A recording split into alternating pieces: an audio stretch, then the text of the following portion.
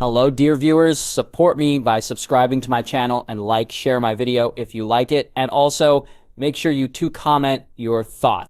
Now let's start the video. More tea, my lord, Timon Flowers inquired softly. The honey-haired lord soundlessly held out his cup, allowing it to be filled to the brim with his preferred rose-petal blend.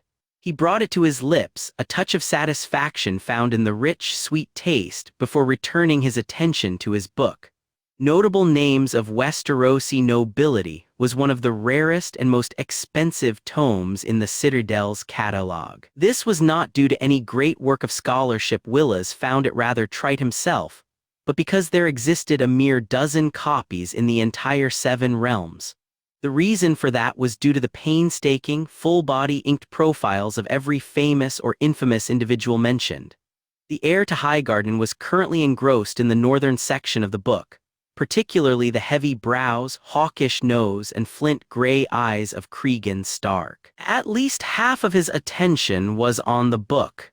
The remainder was devoted to an enchanting young woman who appeared conflicted by his presence. Lady Lyanna turned to find his eyes fastened on her once more. Willas offered his most genial smile, and she returned it with an icy, blank stare. Ice glitters in the sunlight, my lady, and your tempest draws a gaze more bewitched than you think. There was a want of understanding for her regression into spite, having elected to change her reaction so suddenly, but Willas preferred that to a spooked wolf. Anger he could work with. Anger brightened the eyes and quickened the pulse, made Lyanna Snow even more pleasing to the eye. Anger cast away the title of bastard and drew out the predator to challenge him. It was futile, for the wolf was skittish for a fight that Willas would never offer, but it served a purpose in waylaying reason. It kept her near him until the heady scent of roses brought the she-wolf closer and had her lay willingly by him. Dragons conquered, lions mauled, wolves tore, but roses seduced. I would remind my lord that my capabilities as a guard are woefully inadequate. Willas flickered tawny eyes to his most capable manservant. The Lady Lyanna is too self-controlled to attack an heir to a great house. As you say, my lord. Timon inclined his head. Biscuit. He shook his head and returned to the training session before him. A visual aid was necessary in the course of his investigation, but even without, he would have found an excuse to be present.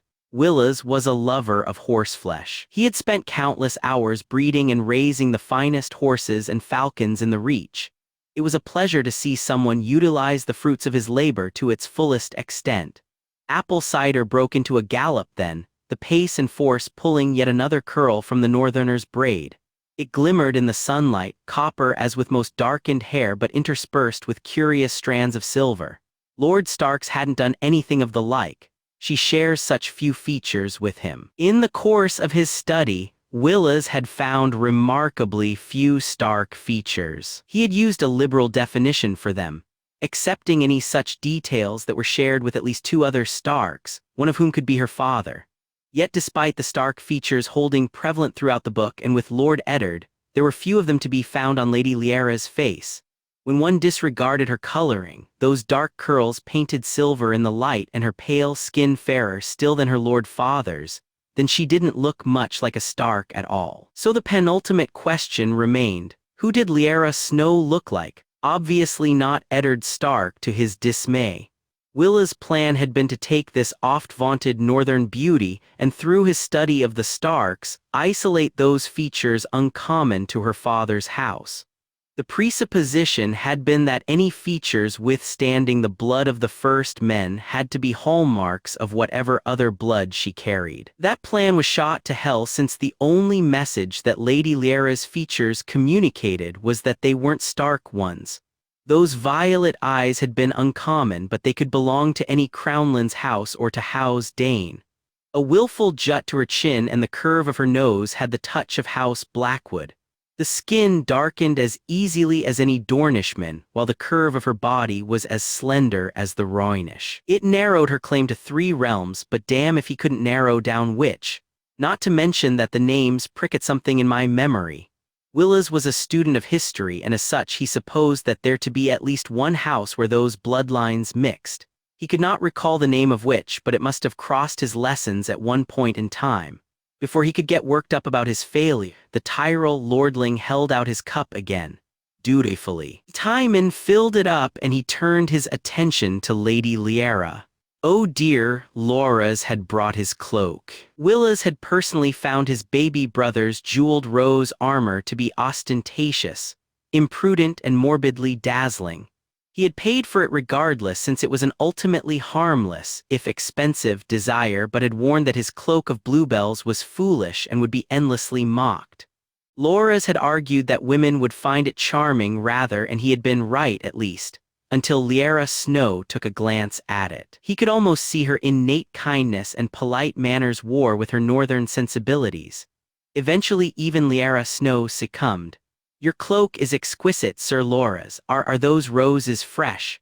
Loras nodded proudly, making the dark-haired girl look faintly horrified by the sheer expense of it all. Of course, all of her winter roses would be grown in glass houses and sold for goodly sums. Truly the Reach is a realm unto its own. His younger brother stopped puffing out his chest at her next amazed words. To think the land so fertile that men may devote themselves to twining roses for such a fragile cloak. Laura's eyelid twitched. It is the responsibility of my squire, good lady. Is it? Lyanna suddenly turned and bowed deeply to an amused Garland. Thank you, Sir Garland. I knew you would come to appreciate being my squire. The brunette knight waved his lance in the air. Now let's run some practice drills. Lady Lyanna paled as she was dragged away while Samwell looked downright vindicated. Loras stomped over to where he was sitting, receiving an unimpressed raise of a single eyebrow from Willas. Northerners don't have any taste, his brother said sulkily. They do not, Willas soothed. Each of his siblings had their own way to be calmed. Margaery wanted someone to listen to her ranting, Garland, physical exertion to exhaust him, and Loras to be distracted. Do you remember any houses with these uncommon features? The golden-haired Tyrell quickly flitted through the notes he made, occasionally turning to study Lady Lyanna. His brother moved through it more quickly than he would have, likely because he hadn't paused every now and then to admire the features he was studying. At the end, Loras looked puzzled. She has Renly's nose, his brother finally said. Same straight slope with a protrusion at the nostrils and faint lines extending downwards to the mouth. The merest sign of Willas' surprise was his tightened grip on his tea. Stormland's blood. He hadn't even considered the possibility nor seen any indication. He knew better than to challenge Loras on the veracity of those words, though. If anyone knew every aspect of Renly Baratheon's body in full detail, it would be his baby brother. Why would Ned Stark hide Stormland's blood in his bastard, though? I see, Willas said softly. He closed the book and handed it over to Timon. Thank you for your assistance, Loras. I must return to my study. Grasping his cane tightly, the heir to Highgarden pulled himself to his feet. He had a starting point. Now he needed to find merely an ancestor that gifted both Renly Baratheon and Lyanna Snow with such a notable feature, and the entire mystery would unravel. Then afterward he could address the issue of his inexplicable attraction to the bastard Stark. Brother, you are being a bore. Sister, you are being an annoyance. Margaery pursed her lips for a moment and then reached over to snatch his book away. How much time have you spent with this book? Far less than you think, Willas stated. Can I have it back? Not until Loras' joust is over, the brunette noblewoman snapped. You're neglecting your duties to the family, Willas. I am not. I put a wager of 50 dragons on him earlier in the day. Making money off of your brother's accomplishments does not count as supporting him. Margaery looked exasperated. I don't care if these are the preliminary matches. They're important to Loras. He doesn't look particularly devoted to them. Willas nodded towards the nightstands where his brother was receiving last-minute advice from Lord Renly while his opponent glared at him. Loras' penchant for indifference to opponents he did not personally respect tended to rile them up easily. Before his sister could throw his new, expensive book at him, Willas demurred. I'll place it under my chair if you would like. I would, Margaery sniffed. It wasn't too great a loss. The preliminary matches for the joust would be over soon, and after that the informal grudge matches between squires. Lady Lyanna would be performing in 2 of them today, not that Willas intended to be present. He hadn't ever attended one before and wouldn't raise eyebrows by attending one today. In truth, the Tyrell heir found himself regretting the success of that particular bit of mischief. It had done its part by emboldening the she-wolf, but the risks severely outweighed the reward. The potential marring of Lady Lyanna's reputation was not negligible, and her actions today were likely to be singular. He couldn't see himself, or any other lord for that matter, allowing a wife such freedoms later. Loras won his joust, not unexpectedly, in Lyanna, her 2 matches afterward. Timon reported that her shield had been cloaked in a gelatinous substance, forcing the opposition lances to slide across, and her armor meticulously polished to blindness. She had gone further in disguising herself than he expected by adding padding underneath her chainmail and a rapid dye to her hair to lighten the curls. Loras was confident that the Squire of Quills remained a mystery. Willas meanwhile put aside the gold he made from their victories and studied the book across his desk. It took several goblets of wine to calm his racing heart, and a second text on royalty to confirm his suspicions, but there was no doubt about it. Renly Baratheon had inherited his grandmother's nose, and if Lyanna Snow had the same nose as Princess Rhaelle Targaryen, as Prince Rhaegar and King Aerys and Queen Rhaella, then of course Lord Stark had lied. Eddard Stark, one of the most honorable men in the 7 realms, the lord of a house infamous for its lack of guile, the oldest and dearest friend of the king, was the greatest liar in Westeros. He had orchestrated such a masterful mummers show that the sole living child of the Silver Prince grew up safe and happy in a rebel kingdom. His willing acceptance of a dishonor never committed blinded men to the truth. Even the Tyrells hadn't suspected, wouldn't have stumbled across his secret hadn't Willas been fascinated by a bastard. The last thought made him pause and reflect on the consequences of this truth for himself. It was a remarkable if unintentional coup for House Tyrell, true but for Willas personally. He had accepted his desire to tease her, to ensnare her, to seduce and bed her, but to keep her was a dream. A fancy that whispered of incomes in his grasp, of castles that could be purchased, dishonor washed away by time and gold. Mother and father would be mortified, grandmother furious, but familial love would have won his forgiveness eventually. As long as Willas had the sense to keep his bastard wife away from House Tyrell, until a child was in her belly anyway. Even grandmother wouldn't orchestrate one of her little disappearing acts after winter roses were planted in the garden. Willas Tyrell wouldn't have gone through with it. He was sensible, far too sensible to even consider it. And even had his otherwise clever head been spun to dizziness by a northern bastard, inspiring such insipidity as undermining trade talks, surely he wouldn't have dared to a moot point. For pride's sake, the heir to Highgarden would refuse to admit any such sentimentality. He wasn't Duncan the Small for the crone's sake. There was a legitimate reason to keep a dragon now, even should her scales be black and the throne in the lion's claws. Lyanna Snow, if that was indeed her true name, had the blood of 2 royal lines in her veins. The Tyrells had none, having been elevated to the nobility from a mere stewardship and hadn't yet acquired any such relations yet. Father would be exalted at a grandchild with dragon's blood, even if he could only publicly claim ties to the ancient kings of winter. If they acquired proof of her heritage, then there may arise an opportunity, if not in his lifetime then perhaps his children's or grandchildren's, to make a claim for the throne. If Renly's descriptions of his nephew were in any way accurate, then Willas might even sire a king. He needed to send out men to find midwives and embalmers near the Tower of Joy. He needed others to scrounge the Citadel's records and interview priests in Dorne. He needed to sneak spies into Winterfell to sniff out any other truths they may be hiding. He needed to gather proof to confirm a suspicion he already knew true. It would help if she were legitimized, but giving her the Stark name would leave her open to claims of forsaking the Targaryen one.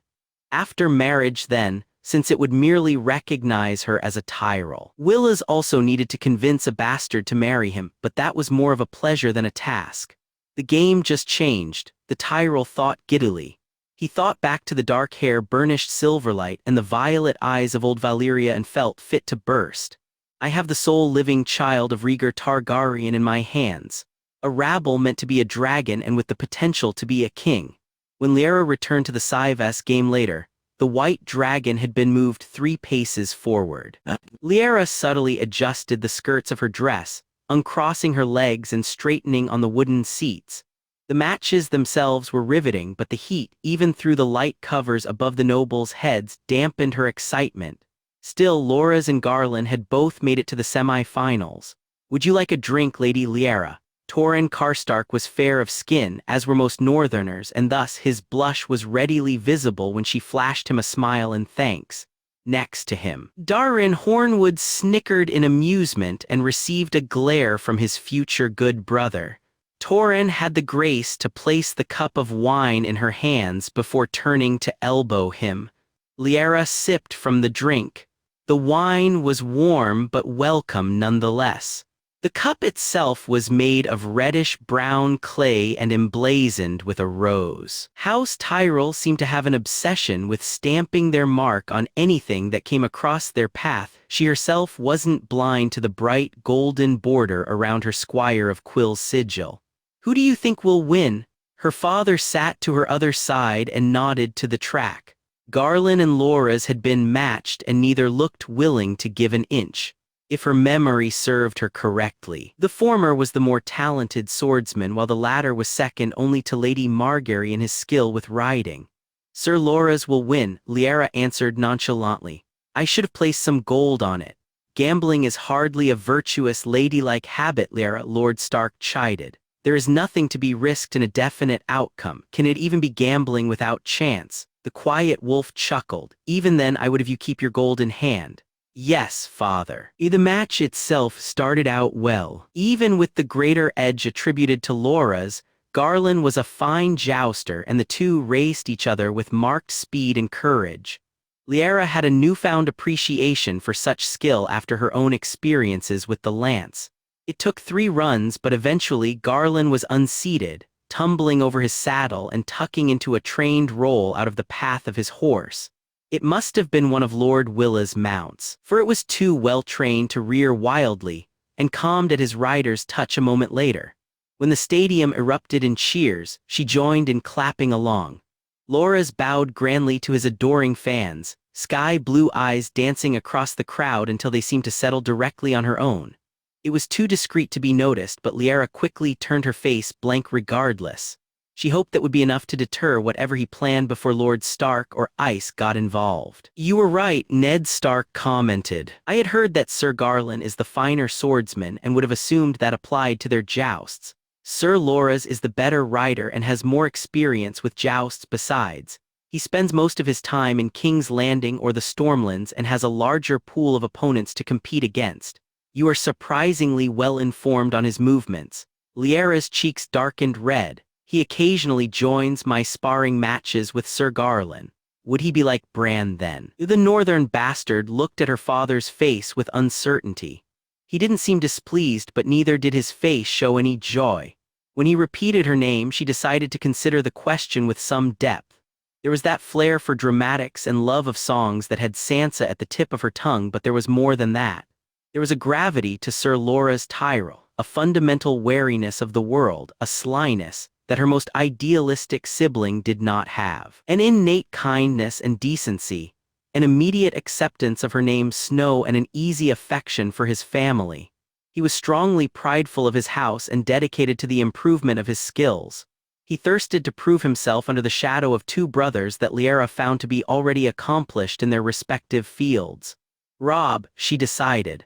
"Loras Tyrell reminds me of Robb." Though Ned Stark's expression didn't change, Lyanna knew she had surprised him. They returned to watching the joust. Once the other semi-final match was done, Loras came out for the last one. His opponent, Sir Ares Oakhart, nearly had him bend sideways across the saddle, but that innate stubbornness had the blonde knight holding fast to his reins. When the Knight of Flowers eventually won, the crowd practically roared its approval.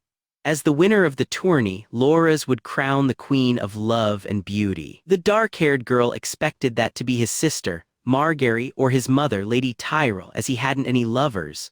Or no one's at any rate, since Loras looked at Lord Renly much like Torrhen Karstark sometimes looked at her. If that were so, she wished him well. Like most of the crowd, Lyanna turned her attention to the main box holding House Tyrell. When Lady Margaery, a veritable rose in bloom in her golden dress, impishly smiled back, her stomach sunk. It didn't surprise her a whit when Sir Loras Tyrell accepted a crown of yellow roses and rode past the main box. She was well aware of the shock spreading across her companions' faces, the slowly dawning look of worry on Ned Stark and the horror on Torrhen, as the winner's horse pulled up before her. Her eyes flickered across the hushed stadium to Sam, whose expression was of acute sympathy. "My lady." The Knight of Flowers had stepped directly out of Sansa's dreams then, his golden spun hair shining softly, his sky-blue eyes lit with mischief. "Fuck the Tyrells," Lyanna deadpanned, gracefully inclining her head and allowing a smirking idiot to put the roses on her. Whispers spread across the stands, and Loras was damned lucky that she refused to start a fight in front of her father, or there would be many more exclamations to be had. She let him ride away before turning to her left. "May I please be excused? There was still one more match for the mystery squire to fulfill after all.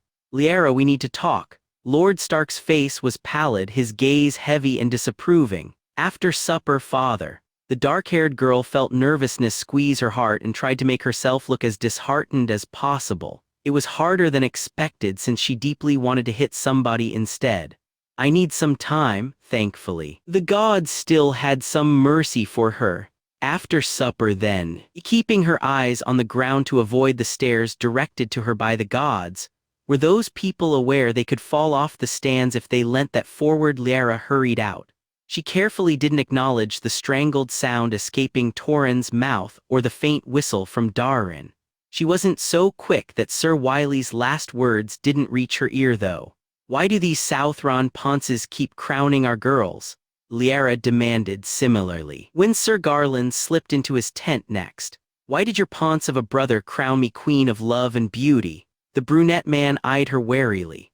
He found you beautiful and lovely." Did Lord Willas put him up to this? It hardly mattered that there was no evidence to suggest the honey-haired lord a culprit. He had a hand in every other oddity in her life since arriving in Highgarden. When Garland offered a genial smile, one all the more polished than his easygoing grins, Lyanna scowled and grabbed her chainmail. "Your brother is awful." "Which one?" The gallant knight stood as far across from the sheets hung to preserve her modesty as he could without escaping the tent altogether. "Now that I think about it, both of them." Lyanna's voice was muffled. "You and Margaery too." "I do take offense to that, my lady. I am utterly delightful." Had she saw the wicked grin on his face, the bastard girl would have been twice more cautious. "Though Willas is an acquired taste, one I care not for." "I assure you," the northerner shot back. Sir Garland, whose smile contained that teasing quantity not uncommon to Lyanna before Robb jested at her expense, held her shield in his hands. When Lyanna stepped out to retrieve it, once again briefly savoring the less restrictive lines of chainmail and armor to gowns and girdles, he held it closer. "Are you certain that you would like to do this?" Garland inquired, brown eyes inquisitive. "If I recall, sir, you recommended this course of action for me." He grimaced but nodded to the point. "Are you so eager to be rid of me?" "I should hope not. I would like to complete my last joust." "Yes, undoubtedly your last one. It was a pleasure to have you as my squire, Lyanna Snow, and an honor to squire for you, Sir Garland." Those words merited a bow at least, her ire lessening at the sincerity of his tone and her anticipation for a fight. "Thank you for everything." "Think nothing of it." Garland waved it off. "There is one more matter I should address. Your spoils." She nodded. "Would you care to buy them from me?" A common wager between squire fights was that the losing party forfeited either armor or steed to the winner, with her adding an addendum for an apology when approached by a man with a red-dipped quill. Of the common forfeit, Lyanna had selected armor, knowing that a noblewoman could not explain her possession of either, but reasoning that the armor would be easier to sell. Her only possible buyer, House Tyrell, had no need of horses of lesser quality when Lord Willas bred his own. I would. Garland offered a goodly sum, one that made her reel back in surprise. Lyanna had been expecting to undersell when the armor left her hands, aware of her limited leverage in bargaining. She had hoped that House Tyrell's apparent fondness for her would hold back their appetite for profit.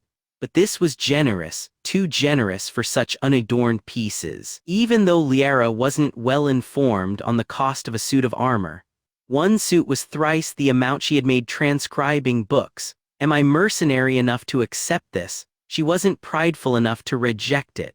Taking advantage of a friend's generosity was unkind, but this house had bled gold for bluebell cloaks for the god's sake.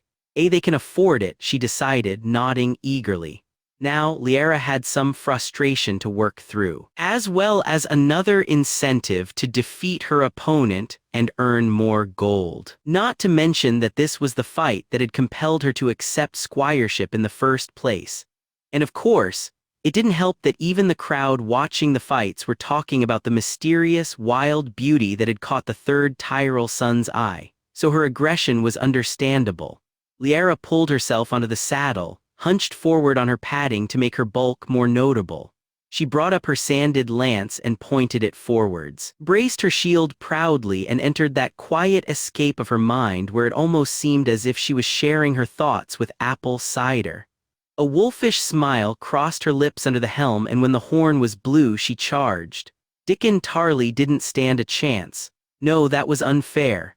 The dark-haired girl's breath was blown out when his lance impacted the shield, cracking it and forcing her arm to vibrate. She slid back on her saddle, but he slipped out of his outright, mistaking that the padded bulk needed a forward charge for force rather than a slanted blow against her added mobility.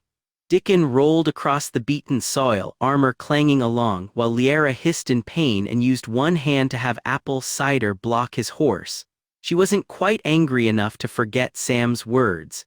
"He's my brother," the mild boy had said fiercely. "My little brother who's always doing everything he can to gain our father's approval.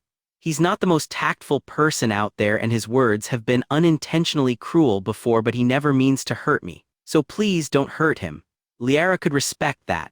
Sansa was occasionally overzealous in her attempts to be like Lady Catelyn, and while those events tended to hurt her, she never wished her sister ill. So when the feat was done, she nodded her recognition of his talent and hurried away, knowing that Garland would step in to handle the rest. They had agreed he would be the one to do so, to keep people from wondering why the Squire of Quills had such a high-pitched voice.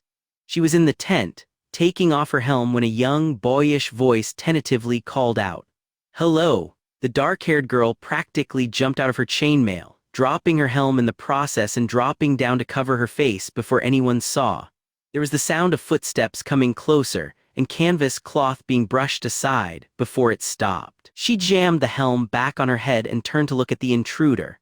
He couldn't have been a year or two older than Bran, with silver blonde hair, rich amethyst eyes, and a nervous expression. "This is a private area," Lyanna warned, pitching her voice low. It sounded like she had a scratchy throat, so she tried to turn it into more of a growl. "Who are you?" Edric Dane, the boy murmured. He raised something in his hands, a scrap of blue fabric with offensively bad stitching. Oh gods, she had forgotten one of Arya's handkerchiefs. "You dropped this." "Dane, like Sir Arthur Dane." "Wait, no, focus, Lyanna. You have to change for the feast afterward." "Thank you," the Snow managed, nearly snatching the piece back while scrabbling for an excuse. "It's a favor from a lady friend." She inwardly cringed. Gods, I hope that didn't sound as bad outside of my head. The boy seemed to have accepted it, though, as he nodded in understanding. She waited for him to leave, but instead he lingered, shyly venturing, "You did really well out there." "Thank you," Lyanna repeated. The words were curt enough that she hoped he would leave. Sadly, pretty boys refusing to follow basic hints were the norm today. Edric Dane brightened. "Have you been a squire for long?" "It must not have been for more than 2 moons, for Sir Garland was in the last tourney my lord entered." "Does he push you very hard?" Lord Beric rarely allows me rest, and I suppose it must be the same with you, for you are quite good, much better than me anyway. Do you travel a lot? I know Sir Garland prefers to stay near to Highgarden. Your sigil is amazing. Do you mean for me to answer any of those questions? Lyanna stared at him blankly. Thank you. Would you care to join my lord and I for a cup of ale? Edric asked hopefully. Why is he being so friendly? The behavior of the Targaryen look-alike was downright suspicious. Targaryen usurper's kingdom. Even in the Reach, his Dornish blood works against him. He actually does want a friend and a mystery squire who hasn't thrown him out yet is just as good a bet as any. Lyanna inwardly sighed. Damn her soft heart. I need to change. Perhaps we could meet afterward. Or Sam could meet him and she could tag along as a friend. He had returned Arya's handkerchief. Edric Dane was amenable to the offer in a way that was both sweet and a little sad. Lyanna sent him off with a gruff promise to meet afterward, and then hurriedly changed. There was a bucket and a washcloth available for a swift if unpleasant bath, and then a dress folded near the end of a bench. It was one of fine azimuth blue embroidered with silver and black stitching of the wall and flying crows. There were enough stars added to make it cut off the night sky itself, and if one looked closely, the biggest stars had tiny letters stitched in. The initials of herself and each sibling. It was mostly her own work, with the more delicate stitches detailed by Sansa, and the northern bastard chose it mainly for the conservative cut that hid the yellowing bruise on her chest. Though that wouldn't be the only reason, Lyanna admitted. She had enough silver hairpins in her possession that she could pull her hair up into crowned ringlets and adorn it with stars of its own. Of course, drawing attention was the last thing she should do after Laura's stunt. Not that she had any other clothes on hand. Fuck the Tyrells. Fuck them so much, the bastard bemoaned. Now she couldn't even dress up without sparking rumors of a love affair with the son of a Lord Paramount. How is this even my life? Finishing her outfit, Lyanna Snow snuck out of the tent and headed towards the castle. Lord Mace had the guests feast and dance after every day of the tourney, offering only the finest meats and wine for his beloved son's name day, and she intended to make herself a plate and find Sam. They could pass the evening well enough mocking all of the high-strung nobles and might even convince him to dance. That was the plan until a golden-haired knight intercepted her. May I have this dance? Lyanna looked above his shoulder to see that while half the room were pleasurably entertained by other matters, the other half were nosy enough to stare at her. Even Lady Alarai was looking at them with an expectant smile on her face. She pasted a genial smile on her face, whispering lowly, I hate you so much right now. Willas made me do it, Laura's quickly added, accepting her hand and leading her to the dance floor. I do apologize for the shock of it all, but not for gifting me a crown, she noted. Mayhaps you were born to be a queen, the knight replied merrily. Did you win your last match? As if you don't know, Lyanna said archly. She slowly relaxed into the neutral topic as Laura's expertly spun her around the dance floor. This served them well for the next few minutes. I have heard that women are enamored by scars, he said suddenly, smiling reassuringly at her startlement. Would you like to see mine? If you should care to show them to me, Lyanna replied noncommittally. The blonde-haired Tyrell raised his arm, shaking it slightly to bring the loose cuff of his sleeve down and baring his wrist. There were faint incisions on his skin. My first scar, she studied them briefly. They look like bite marks. Willa's work, I tried to take a favorite toy of his when we were children and this is a result. That doesn't sound like him, the dark-haired girl noted, considering the soft-spoken, measured man often bewildering her. Of course, the first time my brother ever pushed me was when I wouldn't surrender a trebuchet he wanted to play with. Father took him over the knee for that. Lady Catelyn hadn't been pleased to have her firstborn punished for the bastard's sake, but a sniffling Robb had been very apologetic afterwards. My brother is often more than he seems. Laura's leaned forward, his eyes wide and earnest. Willas is not a selfless man. Uncomfortable with the turn of the conversation, the northerner flitted her eyes about the room, trying to find a point of common interest. Lord Dondarrion and Thoros of Myr appear good friends. Laura's ignored her words and pressed onwards. He was raised as the eldest son of a great house. My parents were not in the habit of denying him, and my grandmother rarely so. Willas grew up selfish. Is there a reason why you're telling me this? Lyanna demanded. Why are you insulting the brother that I thought you loved? It's important that you know this, the Knight of Flowers insisted. My brother portrays himself a man of reason and cold, hard logic, but he has his own weaknesses. His acts of kindness are not always to advance the position of our house. They may be explained in that way, but Willas is strongly motivated to please his loved ones, even unfairly so. The dark-haired bastard furrowed her brow, parsing through the words. She cautiously ventured. The gold for the armor and horses was overtly generous, yes. Yes. There was a smile on the man's face, but she couldn't shake the sudden feeling that Sir Willas Tyrell was disappointed. The conversation moved to more banal topics, and he teased her for the golden roses that no longer graced her brow. Their dance slowly came to an end, and the handsome knight leaned forward to kiss her hand. When he stood up, there was a softer glance to his eyes. "Thank you for the dance, sir. It was a pleasure, my lady." Loras paused. "Please remember that Willas is a selfish man. He wants to make the people he cares for happy." With another bow, the man strided away, leaving her befuddled by the entire cast of their talk. When Sir Garland stepped up to request a dance next, Lyanna accepted and braced herself for more Tyrell confusion. Fortunately, the brunette man's sole intention was to return to their discussion on the Kingsguard, a pleasure that Lyanna was happy to indulge. Tyrells. They're lucky to be so pretty lest people give up listening to their doublespeak altogether. When Garland was done, a determined Tauren asked for her hand and then Daenerys after him. She danced once with Sir Wiley's Manderly, was led by her oddly melancholy father, and managed to drag Sam into a near-scandalous 3 dances. It was forgotten moments later when a still impish Margaery dragged her out and spun her around the dance floor. When Lyanna managed to extract herself out, she fell exhausted to the bench. Her feet were throbbing in pain now, not unlike her sides and her arms were, but she was almost breathlessly happy.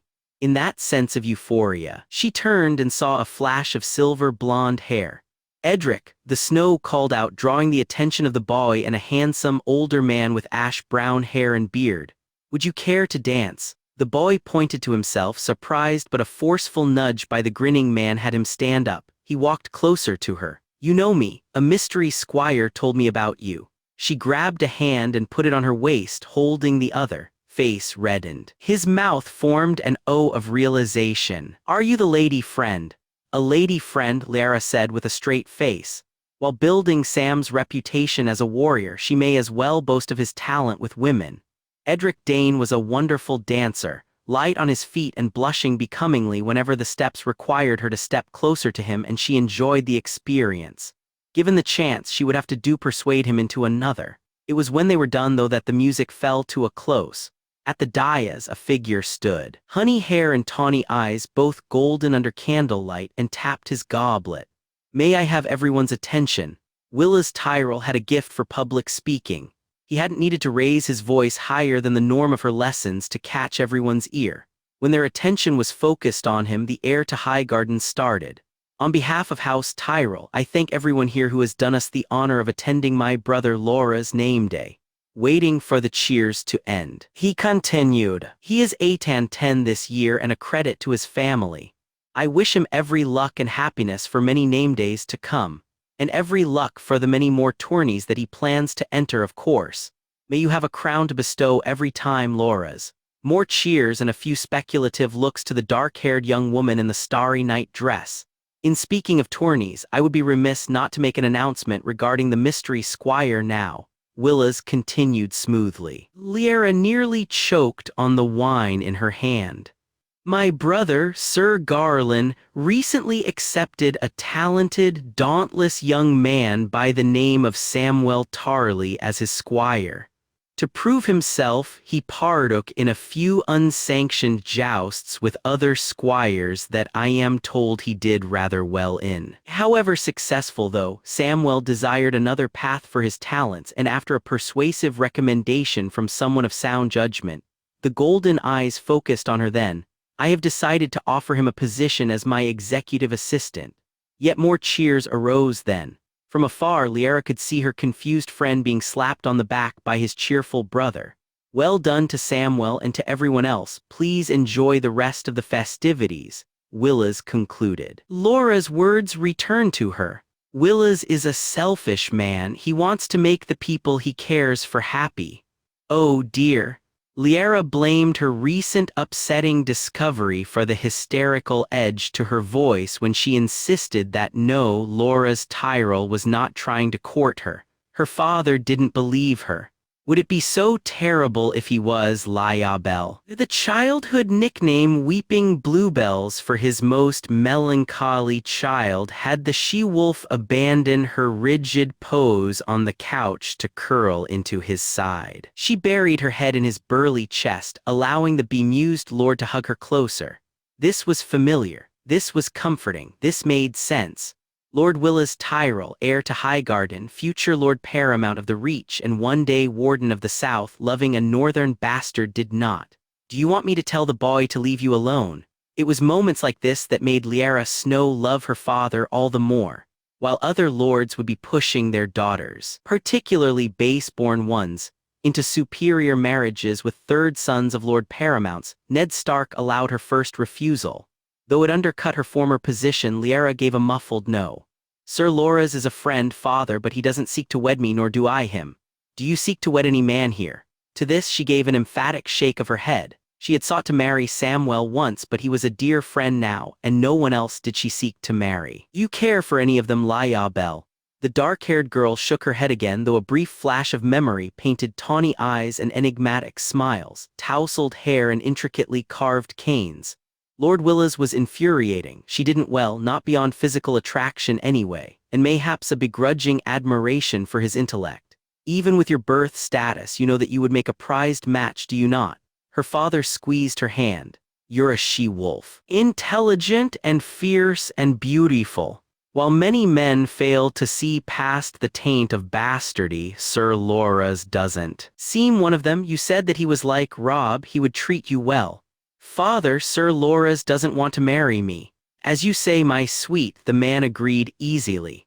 If improbability is the sole obstacle, then do not disregard an offer. A son of Highgarden would be a good match for you. He's a talented knight, likely promised a keep of his own one day. You would make a handsome couple. And he doesn't seem to mind your sword practice.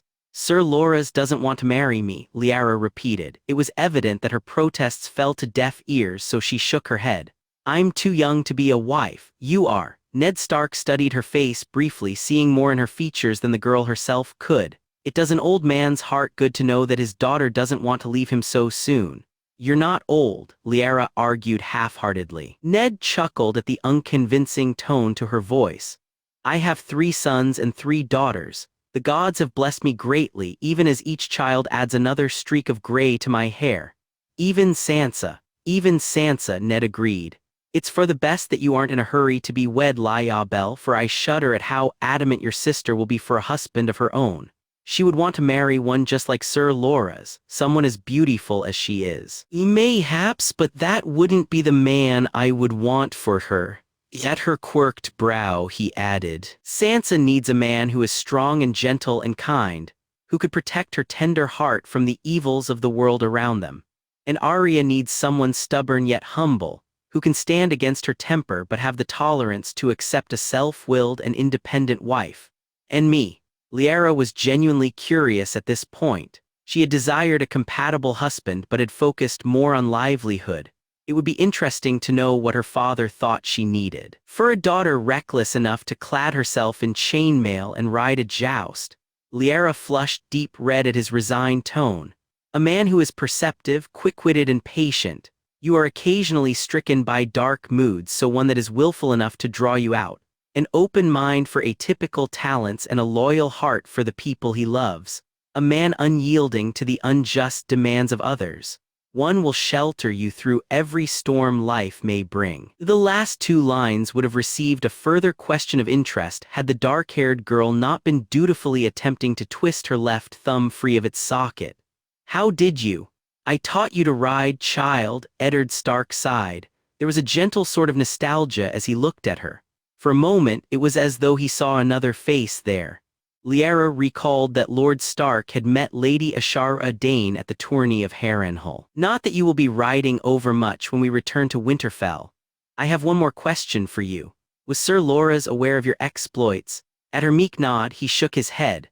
To our previous subject, I'll add a man who can curb your more dangerous, unladylike habits. She inwardly wilted. It was an agreed-upon conclusion of all the Stark children that their father's disappointed tone was far more effective than the yelling or punishment of any other adult. Get some sleep, Lyabel. We have all had a long day. He leaned forward and pressed a kiss to her brow. And friend or not, I don't want any more private practices from now till we leave Highgarden. Yes, father. Normally missing a practice with knights as talented as Sirs Garland and Loras would be disappointing, but then she didn't think herself ready to meet the eldest Tyrell son yet. Good night. I'm not ready to meet his mother yet either, Lyanna Snow internally wailed. The dark-haired girl had come down to the Great Hall by common northern hours, which let her break her fast with minimal whispers from the Highgarden court. Samwell had been there too, apparently so excited over his new position that he couldn't sleep.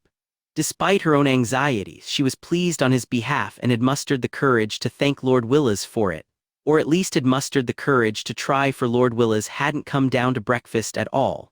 Lyanna would know. She had lingered in the hall for near 2 hours' time in wait for him. She had also received queer glances from the northern contingent as they filtered out, Torrhen looking particularly disheartened by the handsome Sir Loras sitting at her side.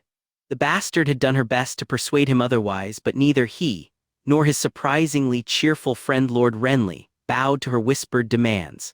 With Sir Garland at her other side, Lady Margaery across from her and Lady Ellery Tyrell next to her daughter, Lyanna was well and truly boxed in. Lady Ellery was a bright-eyed and beautiful woman with sunshine-streaked hair and a chirping musical voice reminiscent of songbirds.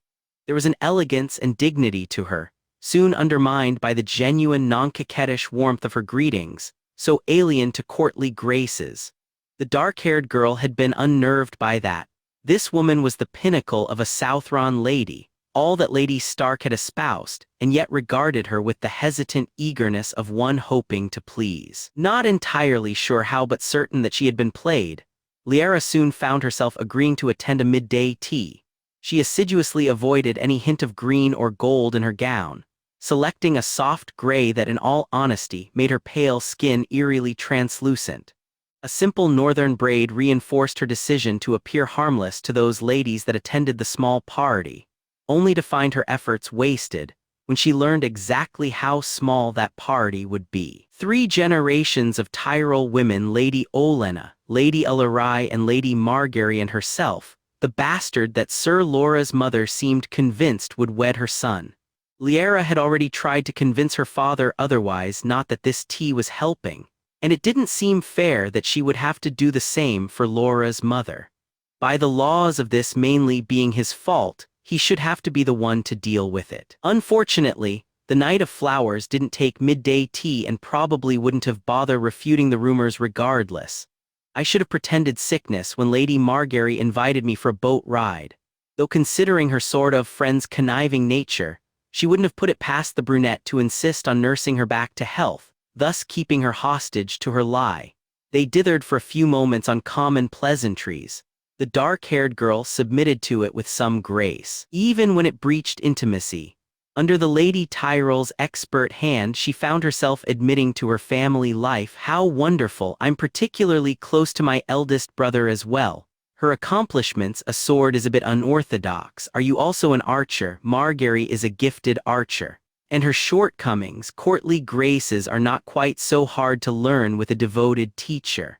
Some of the questions, like how often ravens were exchanged between Winterfell and the capital, Lyanna deflected. The answer was quite often, at least when it came to the letters that the king would periodically send her father, but she didn't want to foster the woman's hopes. Throughout it all, foggy blue eyes kept careful measure of her speech and expression. Lady Olenna did not speak, but Lyanna Snow was well too aware of her critical gaze. "Garland introduced the 2 of you then?" Lady Ellery inquired. "Where did you 2 meet?" "The sparring yard. to her credit. The woman's smile didn't falter once. She had likely already braced herself to such shocks from the uncouth northern bastard target of her son's affections. He is a very talented knight. Lady Elorai's face shone with motherly pride. With lance and sword, and he adores riding as well. It didn't surprise me one whit when he won the tourney, though, and I confess this is a little embarrassing. I hadn't expected him to have a maiden to bestow the crown to. Lyanna stared at her in mute horror. She thought she heard a snort from the direction of Lady Olenna, but surely that couldn't be right. The elegant woman waxed poetically about her son's jousting ability for a few minutes longer, occasionally with a backhanded compliment by Margaery thrown in, and ended it with an expectant look towards her. Lyanna murmured an agreement to Sir Lora's martial skill, mentally noting that she would have to take him by surprise if she wanted to kick his shins in later. "You two looked quite handsome dancing together." Lady Tyrell leaned forward, a conspiratorial hitch to her voice. "I hope you don't mind my presumptuousness, but I spoke to Lord Stark and he claims that you're not yet matched." "A remarkable feat considering your beauty," Margaery added, impish smile unwavering. The northern bastard managed a mangled expression of gratitude. "Indeed. I had thought you might be with one of those northern boys that arrived in your contingent, or mayhaps young Samwell, but Margaery informed me that you are only friends." Lady Elorai peered at her with guileless eyes. "How did that come about?" Then Lord Willas came by his curiosity honestly. "Samwell and I share a love of literature, my lady," Lyanna replied. "Highgarden has a remarkable library, and we spent much of our time there." "I should hope so. All that gold lost waving those nosy gray rats' taxes had to amount to something." "Mother," Lady Elorai protested. Lyanna wasn't too lost in her wide-eyed gaze to miss the look of fond exasperation Lord Willas' mother sent Lady Olenna. "We're speaking in front of a guest." Lady Olenna appeared unimpressed. "A northern bastard on whom hopes are too highly settled, dear." The snow child stiffened. Unwilling to test the limits of her composure, she set the delicate cup, a handle wrought in painted vines, down and settled her hands on her lap. Polite and understanding, she reminded herself, "They accuse you of nothing that you had not already tried with Sam." "Lady Elorai, Lady Olenna," Lyanna began, nodding once to each woman. "I believe that we are all here for a misunderstanding. Sir Loras does not mean to court me. I have no desire for him to do so. Nor do I wish to be wed. There was no seduction or duplicity on my part, neither was there any on his, and the gesture with the roses, while kind, was meant in the spirit of friendship."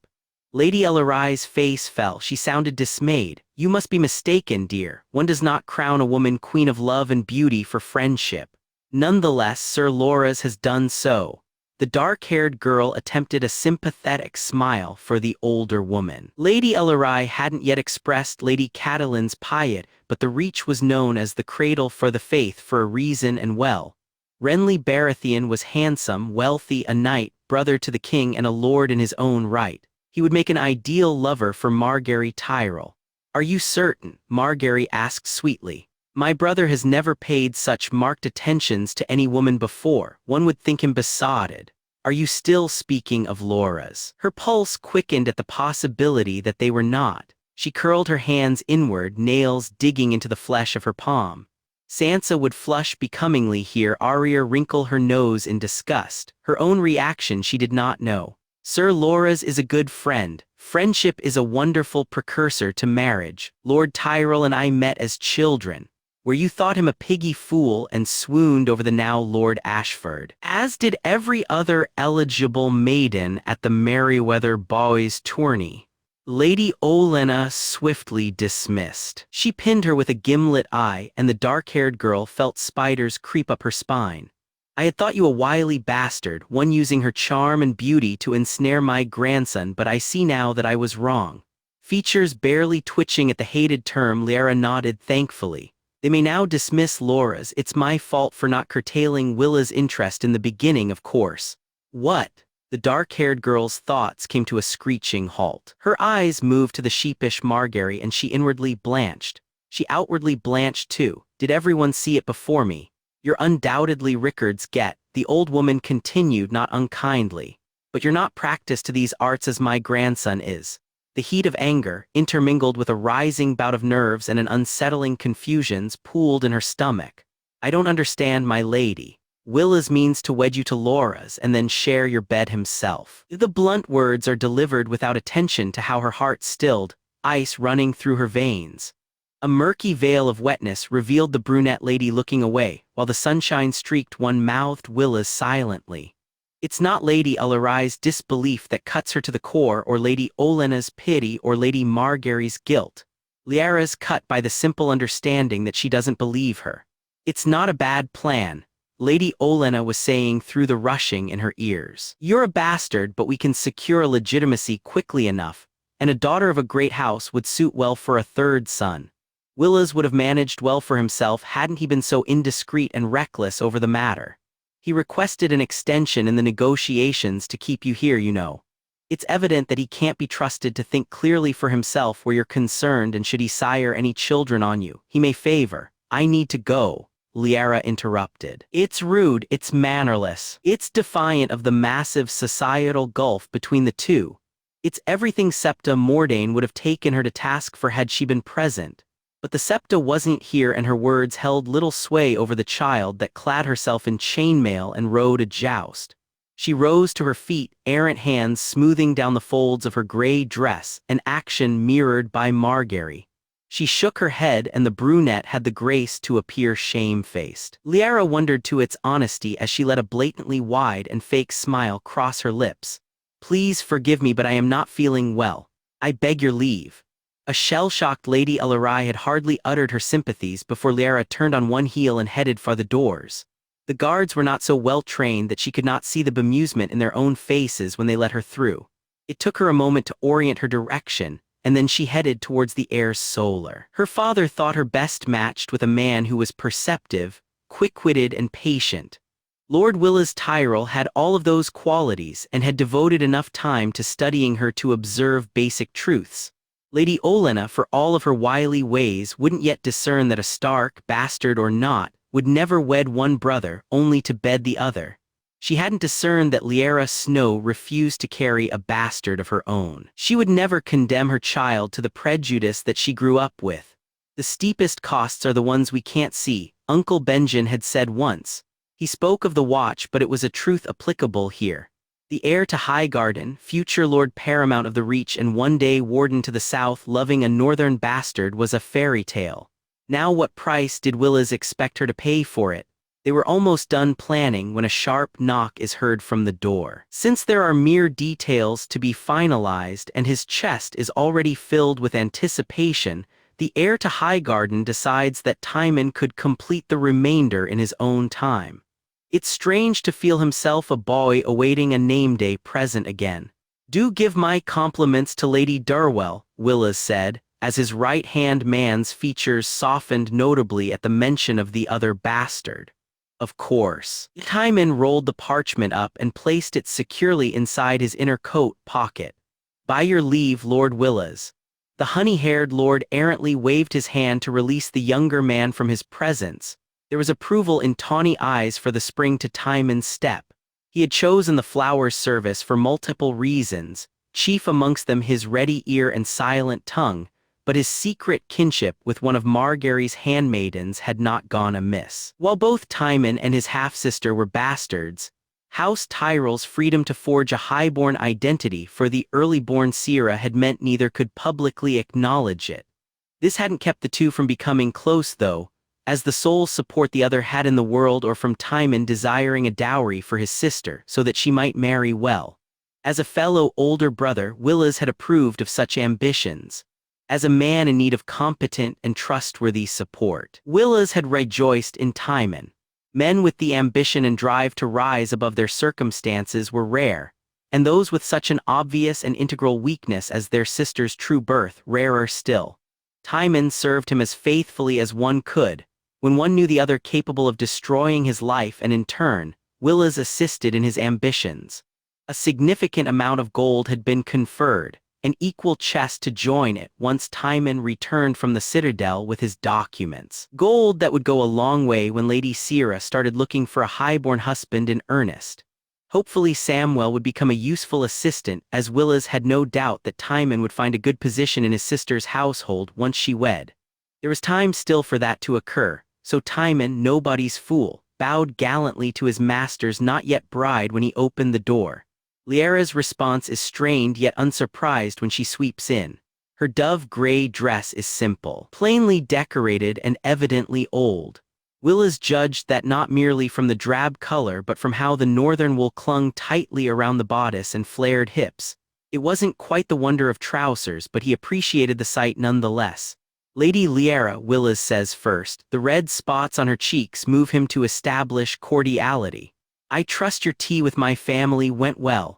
It was evident that it had not, which disappointed him. One would think Margaery more competent than this. He receives one arched brow for his attempt. Lord Willas, moving past your utter disregard for my privacy, Lyanna speaks quickly, not allowing him to protest that it was an inquisitiveness applied to all, with perhaps her own movements drawing more of his interest. There are some matters I would like to discuss with you. The honey-haired lord gestures to the seat before the desk. The dark-haired girl sits on the edge, hands folded in front of her and shoulders stiff. It's not the most inviting stance. Should I call for some wine to be sent? No, thank you, Lyanna demurred. She regards him from under dark lashes. Willas flashes a charming smile and is gratified when her cheeks deepen to fire-plum red. It's a delightful tendency of the North that their pale skin hides nothing from his eyes as the flush spreads down her throat, collarbone, and below the neckline. By now, the Snow appears more embarrassed by his obvious interest in her blush than the impetus of it. I would like to thank you. He waits patiently for the words to stumble out of her mouth. For what you did for Samwell, it made him very happy. Willas cocked his head to the side. Did it make you happy? If anything, those words only deepened the crimson to her face. He's not entirely certain why. Lyanna Snow meets his eyes evenly. You care for me. Willas doesn't know where this means to head, but it seems encouraging. I do. The words make her close her eyes. Lady Olenna thinks you intend to wed me to Loras, so that you may keep me as a mistress for yourself. Gods damn it, grandmother, do you believe that I would? I don't know. Her lips quirked up, but there's no amusement to those Targaryen eyes. Have you taken a blow to your head recently? Anything I should know that would rob you of your senses? Well, there was that breathtakingly beautiful maiden dancing in my brother's arms last night, he teased. But I am sufficiently recovered from having my head spun. Her aster eyes dim. Lord Willas, what are your intentions for me? This is occurring all the more quickly than he had thought it would, but Willas refuses to be daunted. All of the pieces weren't yet in play. He hadn't gathered the evidence or made the necessary arrangement, but the Tyrell can accept that. He fully intends to take her for a wife, and a short yet secret betrothal would be enough to handle other considerations. Putting two hands on his desk, he lifts himself, the most minor of pain to his limp from the movement.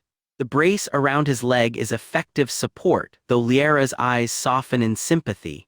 It doesn't irritate him as much as he thought it would, not when she is already aware of where his talents lie.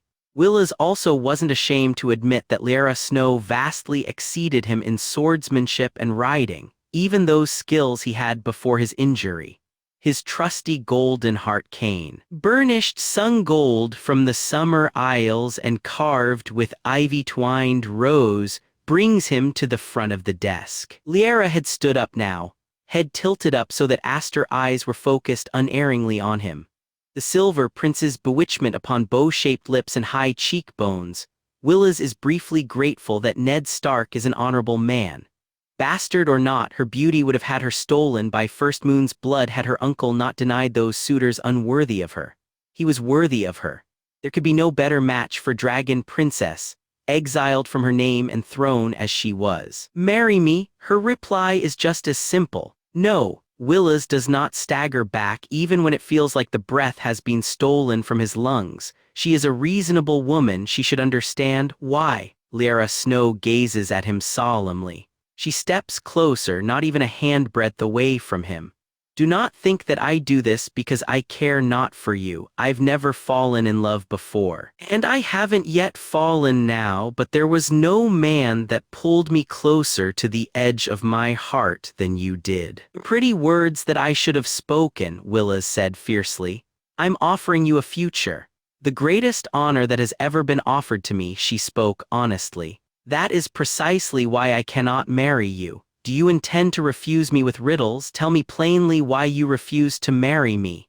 His hurt is quickly being eclipsed by anger. Willas had never offered for any woman before, never been rejected before, and never concerned himself with the possibility for why would a woman refuse him? Why would a bastard, born of dragon lords or not, refuse him? Why would the first woman he ever cared enough to offer for reject him? Because princes don't marry paupers for nothing, my lord. And I will not have me and mine suffer for price I know not to pay. With an explanation that is utterly maddening for the words it lacks, she's the daughter of 2 royal lines. He's the crippled son of a Lord Lyanna Snow closes the distance. Willas has been kissed before, but never by one so plainly a novice. Their noses bump and her lips touch the edge of his frown first, but it is soon pressed gently against his. She holds it for a moment, drawing back only for him to follow. The second is better, and he tastes mint and lemon and peach on her lips. When she draws back again, it's with a defiant guilt to her face. It is cruel, he means to say, to refuse a man's hand and then gift him a kiss, but Willas does not regret it. Lyanna Snow is so rarely a selfish creature. If she was, she would have accepted his sweet. I may be a fool, Willas, Lyanna whispers, heartbreakingly certain. There is all the beauty of the stars in her eyes, and they are distant, far from his grasp, the ice dragon pointing unerringly northwards, to snow and stone and her uncle's hearth where he cannot follow.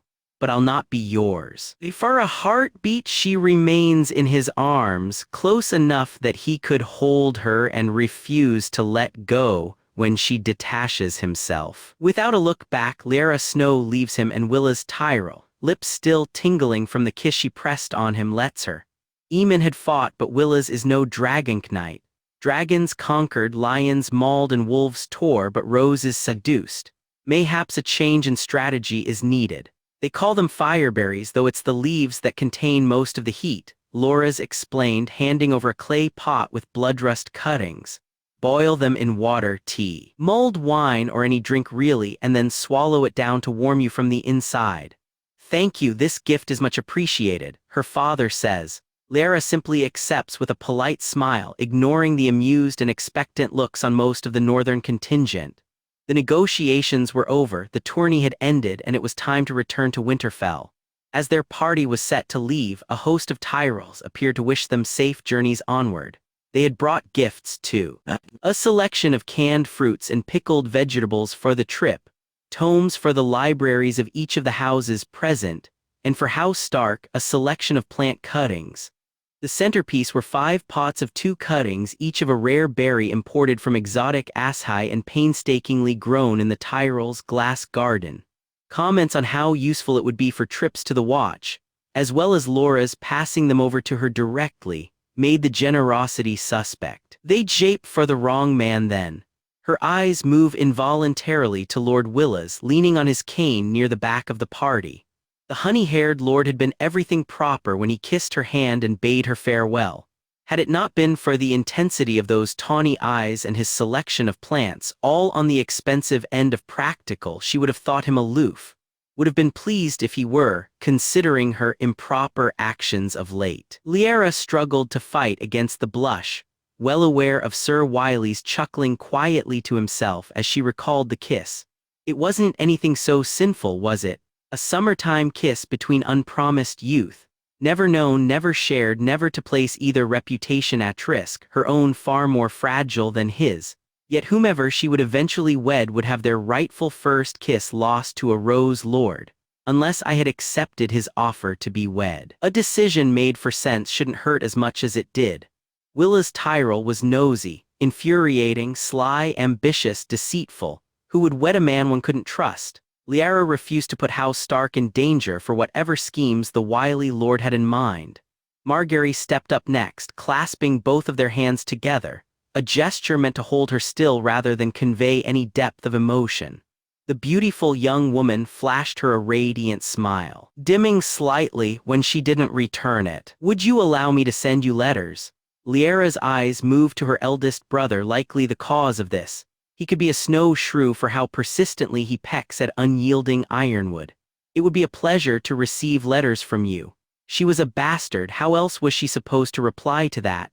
Had it been allowed, the other 3 Tyrells would have secured promises themselves. Though still upset at the assumptions made by them, Lyanna kissed Margaery on the cheek. She returned Garland and Laura's heartfelt goodbyes, and refused to roll her eyes when Mace Tyrell, who was obviously unaccustomed to rising at such an early hour, eyed her as one did a feral wolf. For Samwell, she broke custom and hugged him, whispering in his ear of letters sent to her brother Robb. The Tyrells hadn't much of an opinion on her regardless, so what did lowering it by this matter? Garland interpreted that as an invitation to hug her himself. "I'll see you soon, sister." "I refuse to wed him," Lyanna whispered back, disentangling herself. Laura's, keep complaining and I'll add a kiss to your cheek," the Knight of Flowers threatened. Not willing to find what Sir Wylies would think of that, she submitted to the loose embrace with ill grace. Her father brought it back up when they were on the road. Unlike most highborn ladies, Lyanna insisted, and was allowed by an indulgent Lord Stark, to ride outside of the wheelhouse. "A crown of roses and now fireberries from Asshai. Is there anything else I should know about?" "He has a bluebell cloak with actual fresh flowers, father." Lyanna shook her head. "The expense." "Bluebells, you say?" Eddard Stark's stoic Northumberland face should not have been able to convey as much amusement as it did. The dark-haired girl blinked at him for a moment and then, "Father, you're worse than Robb." A few of the men looked back in confusion as their liege lord shook with laughter and his bastard daughter half-heartedly tried to push him off his horse. "I love you too, Lya Bell." Once his amusement had died out, he looked over at her with tender concern. "I cannot leave Winterfell, but should you choose, I can request that House Tyrell accept you as a handmaiden for Lady Margaery. You could spend more time knowing Sir Loras." The dark-haired girl shuddered at the very proposition. Years in the Tyrell court at the mercy of Lord Willas, whose words were persuasive enough when she was still held in the grip of anger from his family. She knew her constancy would crumble should desperation ever drive him to genuine despair. Lyanna hated to see the people she cared for unhappy. She would have been wed with an Ascenite. Not that she could ever explain such to her father. Instead, she gave the only answer she could, an answer that had the added advantage of being true. "I just want to go home, father." Samwell had been his assistant for a mere 3 days before Willas started wondering how he had ever functioned without him. Oh, the man wasn't as loyal or as perceptive as Timon. He stumbled over his words, particularly to women, and he cowered whenever the honey-haired lord even frowned in his direction. He couldn't ride or hunt or wield a sword to save anyone's life, sadly necessitating a guardsman whenever Willas ventured outside, but damn, if he wasn't born a scholar. "I finished reading Meister Yeoman's treatise on agricultural yields and the small folks' plight during King Meeker's reign," Samwell reported. The rotund boy put the heavy tome and parchments of notes down above it. "The summary is over here, and I added it to my dates of the seasons. I'm almost done with the book on the sun phases as well, and I think my calculations for its turn are correct. With your permission, I'd like to send them to the Citadel and have them looked over." "Well done." Willas took the top sheet and skimmed it briefly. 5 years, isn't that too generous?" Nervously, the boy shook his head. "It would make it the warmest summer in record, my lord." "Indeed," he murmured softly. "Very well, have the numbers checked by Meister Timmins. I don't want the Citadel to review this. Afterward, I would like you to read up on the mountain clans of the north and find a reasonable estimate to their number. Add it to our running population count." His assistant was pleased to receive his next task, though still lingered at the door with an inquisitive look to his face. Willas patiently waited, inwardly smirking when the Tarly shuffled out, shoulders down. He knew the boy would muster the courage to confront him eventually, due to his insatiable curiosity and concern for Lady Lyanna. But that day hadn't yet arrived, and so Samwell Tarly continued into his various areas of research on the north. compiling summaries, data, and accounts for him to peruse at his leisure. The craven boy went through books even faster than father did cups of wine. Speaking of Lord Mace Tyrell, Willas was rarely as mortified as when called to his father's solar to discuss lady loves. After Mace had wrung his assurances that Willas hadn't done anything foolish like promised betrothals, technically he had not, or put a flower in her belly, he had tried to console the boy. The lotus flower blooms twice, unplucked fruit withers on the vine, and you will bloom where you are planted were just a few of the horrifying platitudes he was subjected to. By the time the red-faced Lord Tyrell had started muttering about bringing Loras in to advise him on courting a proper maiden, Willas had fled the room. The honey-haired lord was tempted to reveal Lyanna Snow's true identity, but he didn't want his father to bodily throw him at her either. At least his siblings had taken to the knowledge with a measure of aplomb. Loras had been the first to learn, notified shortly after crowning her queen of love and beauty at his request. There hadn't been any reason for it other than Willas' desire to see her in a wreath of yellow roses. Garland had learned the next day and expressed his amusement that he would argue on behalf of the Dragon Knight while she championed Sir Arthur. His sister had been the last to learn and most wroth that it hadn't been done before Willas' abject failure of a proposal. "Brother, may I come in?"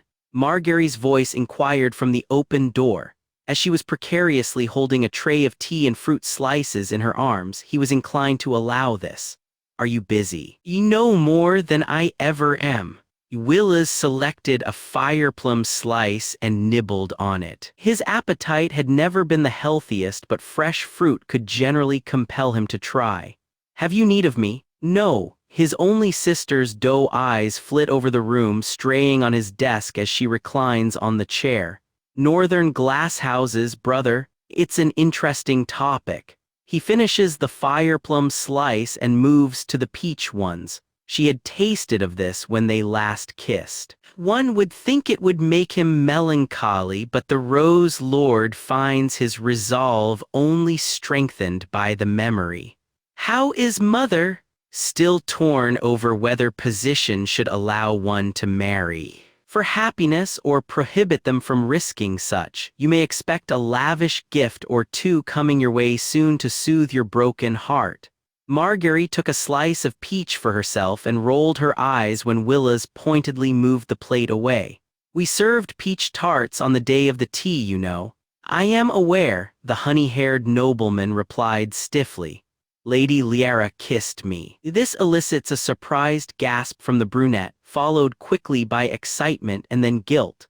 And then the proposal. She refused. Willas took another slice. "On the grounds that I am a conniving, ruthless, manipulative liar that will put herself and her family at risk in my Southron pursuit of power and influence." Margaery is oddly fascinated by this. "Did she really say that to your face?" "It was rather implied," he stated dryly. "Her exact words were that I pulled her close to the edge of her heart and that my proposal was the greatest honor ever offered to her. This was followed by a kiss, and then she refused to wed me." His sister appeared more impressed by the bastard's nerve than Willas thought warranted. Her sympathy was supposed to be reserved for him after all.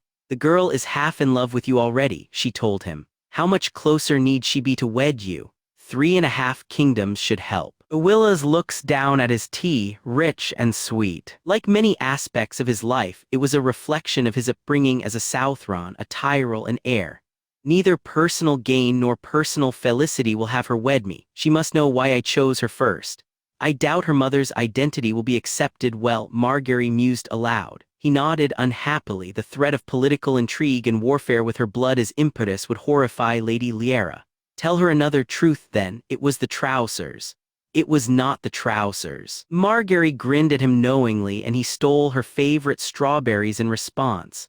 "I hate you." This sobered her. "Do you really?" Willas raised an eyebrow. It was unlike his sister to take such words to heart. "Why do you say so? Even with honor held above her, she was tempted to accept you." Margaery trailed off. She looked away, remorse tinging her practiced smile. "Mayhaps she would have, had I spoken in your defense." Willas leaned closer, and placed a light kiss on her brow. "Of all the mistakes made that day, none were by you. Our grandmother made the claim and you did not contradict her, as is only right. To those outside our family, the roses must always stand together. She will not be outside of our family for very long, will she?" No, Willas thought to the letter penned halfway through on his desk the research he had done. "No, she will not.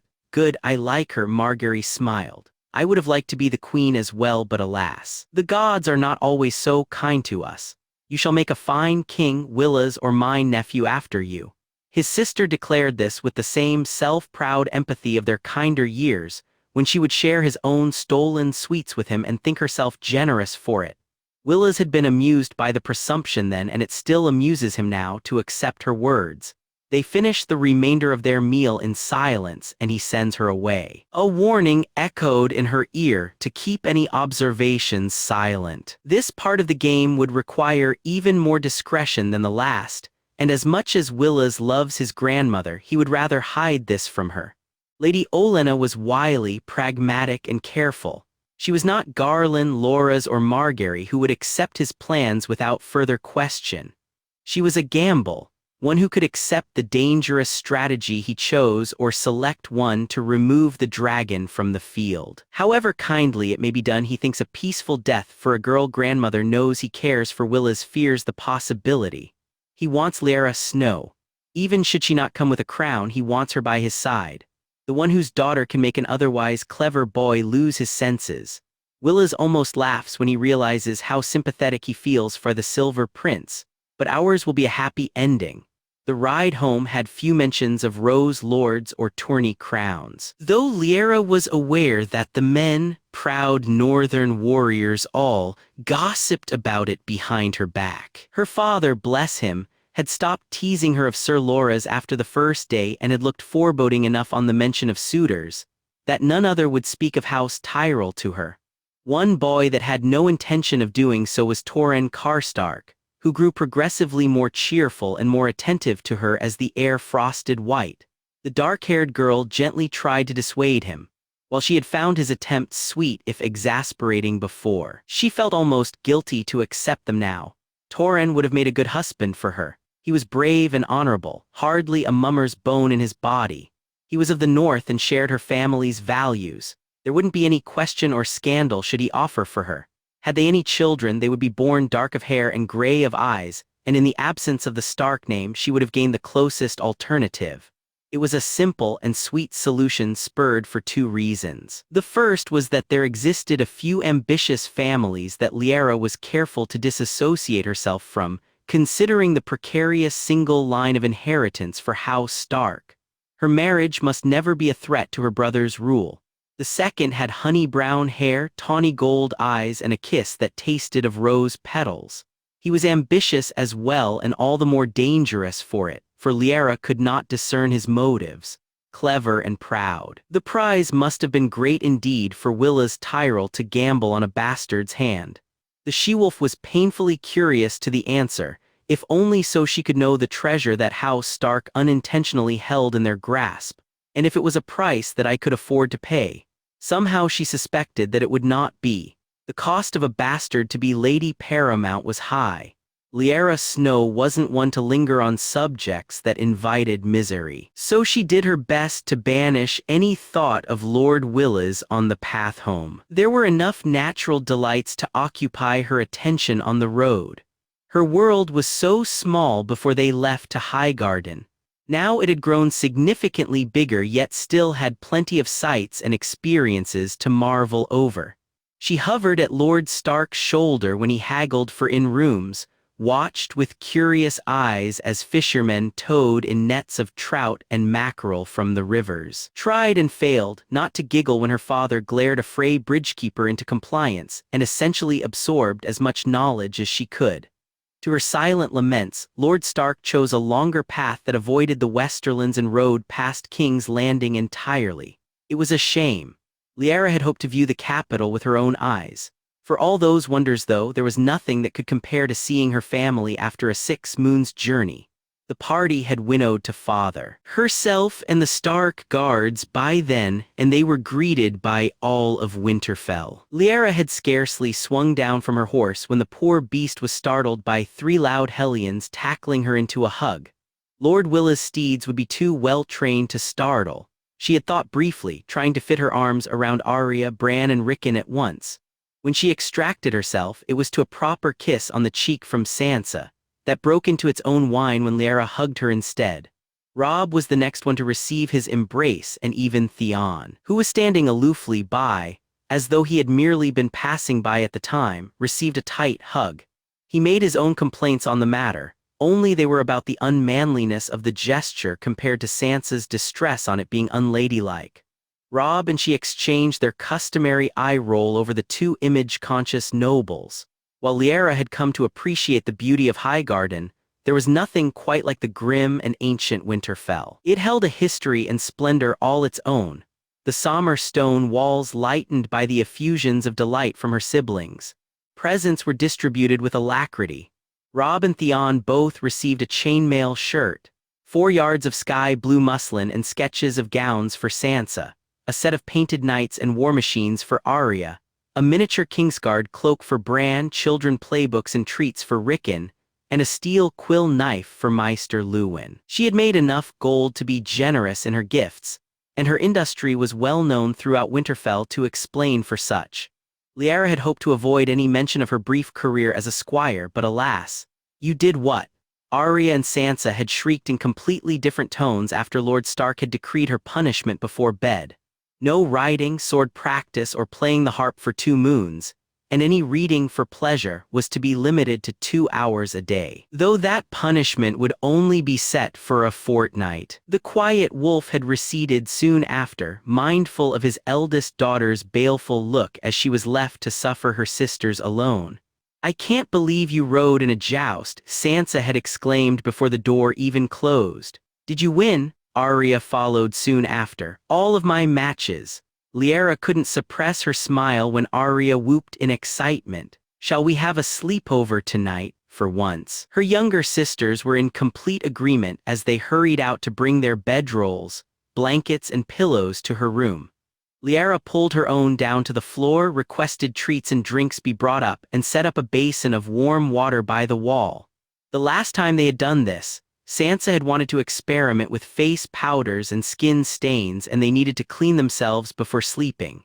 Everything else she left alone, knowing that the red-haired girl would bring enough oils, creams, dyes, powders, and polish for all of them to share. Once they had settled down, the 2 younger girls turned to the eldest one in the room with an expectant gaze. Lyanna was of the opinion that anyone who saw Sansa's flame-streaked hair and river blue eyes and thought her not a Stark hadn't yet seen how predatory those eyes could be. "What do you want to know?" the bastard girl asked, gallows humor infused in her tone. "Everything," Arya declared. Sansa nodded eagerly beside her. "Tell us of Highgarden first." "All right then. It's a castle straight out of your dreams, Sansa. A citadel of white walls and greenery with 3 circled walls and towers connected by arches that look down on an inner orchard. The streets are cobbled with cream-colored stone and painted with roses. The castle's surrounded by a maze, an actual honest-to-goodness maze, of hedgerows with discreet inlets turned into gardens. There was a fountain with a settee for tea in one, a pond filled with lily flowers and chirping frogs in another, a swing on a massive oak in a third, and so many more. I've never taken the same journey twice when I entered there, though they have green and yellow flags to take visitors back to the main path. They place their sigil absolutely everywhere. One would think they'd forget it without the constant reminders. Thus did Lyanna Snow give her sisters a detailed description of the castle that had somehow carved a place into her heart. It wasn't exactly conventional praise. The glowing praise of the glass gardens was as a ready source of sustenance when the castle was under siege, but the enthusiasm was evident to the 2 listeners. Sansa in particular noted that her sister rarely spoke so kindly for any castle outside of their own home.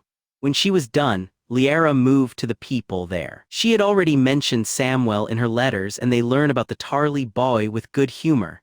She touched on her friendship with Lady Margaery, briefly describing the sailing and stargazing parties with careful editing of Lord Willas, and received her first questions there. What could they mean by the invite? Arya looked puzzled. They didn't mock you, did they, Lya? Arya, Sansa admonished, starry-eyed. Margaery Tyrell is a true lady. She wouldn't do anything so unkind as mocking our sister for being a bastard, Lyanna supplied airily.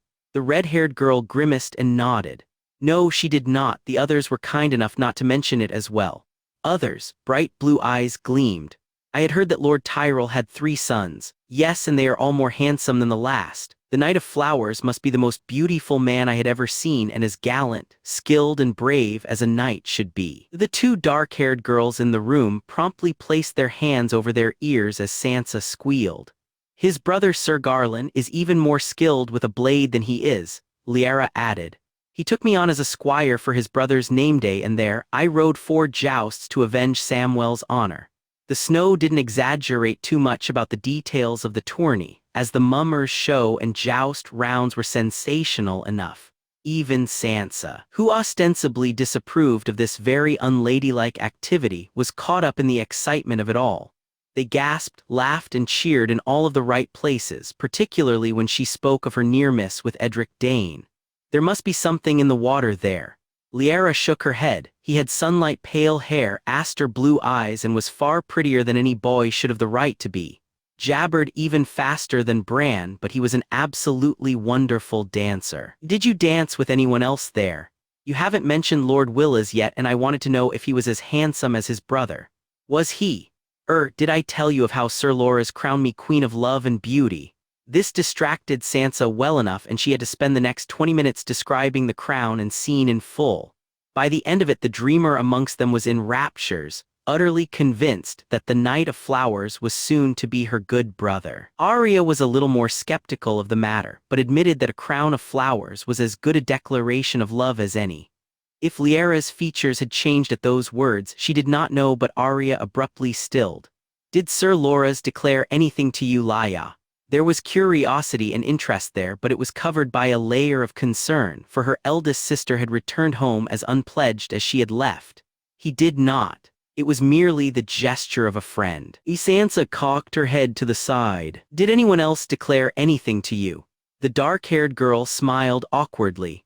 Decades from this day, Lyanna Snow would blame sisterly affection for how quickly the 2 pounced on her.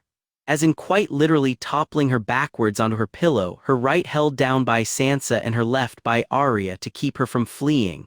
They didn't ask her any questions either. The younger Stark merely poked her cheekbone consideringly. I think she has an admirer. Do you think she has an admirer, Sansa? I do, Arya, and I think that admirer may be the mysterious Tyrell son that she refuses to speak of.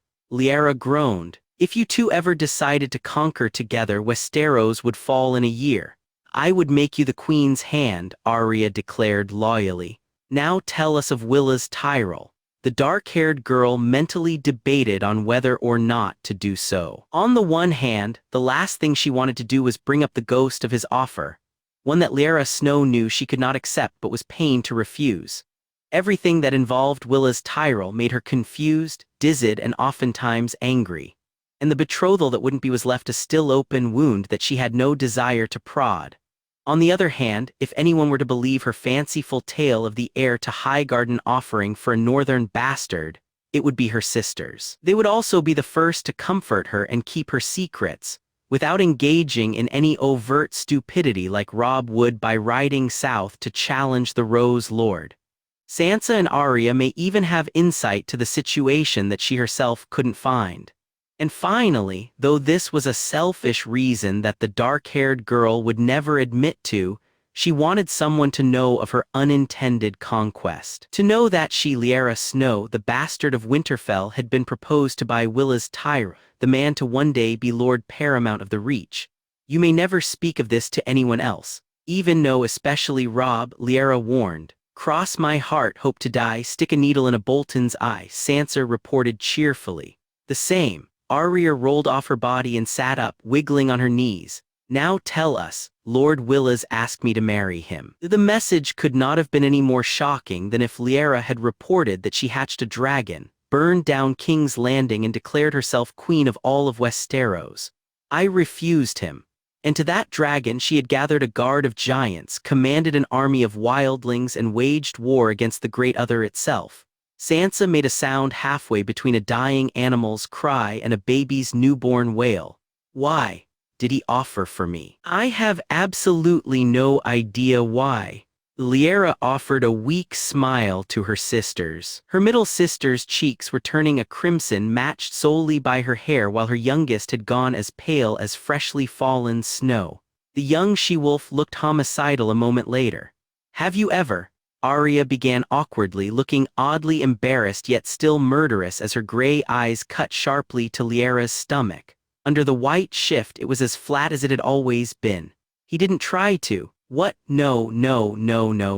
Lord Willas is far too honorable to force himself on any women, and I wouldn't ever lay with one outside of marriage. Her cheeks flushed at the very thought of it. Lord Willas was handsome, but they had only— I kissed him. You kissed him? Arya asked pointedly. When Lyanna nodded, the tension left her shoulders and bewilderment came to the fore. You kissed him? When, where, why? Sansa demanded to know. How? After he proposed. In his office, because I wanted to. And you know how, don't you? Not the details. The red-haired girl clapped her hands together. This is valuable sisterly knowledge. Don't roll your eyes at me, Arya. In a few years you'd wish Lyanna had told us too. Try to move slowly and kiss softly. Remember to tilt your head lest your noses interfere. Eat something sweet beforehand, they may taste it on your lips. You'll need to do something with your hands, it's odd to just keep them by your sides. I put mine on his shoulders and his were at the small of my back. It may be unexpected to feel chapped lips against yours, but try not to startle. Lyanna considered her advice and added quickly. Also don't do it. Kissing a man you don't mean to wed is inappropriate and I shouldn't have done it. Somehow I don't think my warning will be followed, the dark-haired girl thought, resigned. Her youngest sister was still bemused, but Sansa looked tempted to start taking notes. Did you like kissing him? Arya questioned mischievously. Her other sister appeared equally invested in the answer. Unable to meet their eyes, Lyanna nodded and muttered something about rose tea. Sansa decided this was worth a hug all on its own. That's so romantic, the red-haired girl declared vigorously. Then her face fell. Oh, I hope Lord Willas and Sir Loras won't fight over you. They will not. Sir Loras only considers me a friend and crown me queen of love and beauty at his brother's request. Lyanna's assurances only brought more questions to the fore, and between Sansa's starry-eyed wonder, I knew it. I knew the blue gown would catch a suitor's eye. And Arya's innate curiosity and concern, he was spying on you. All of her meetings with Lord Willas spilled out.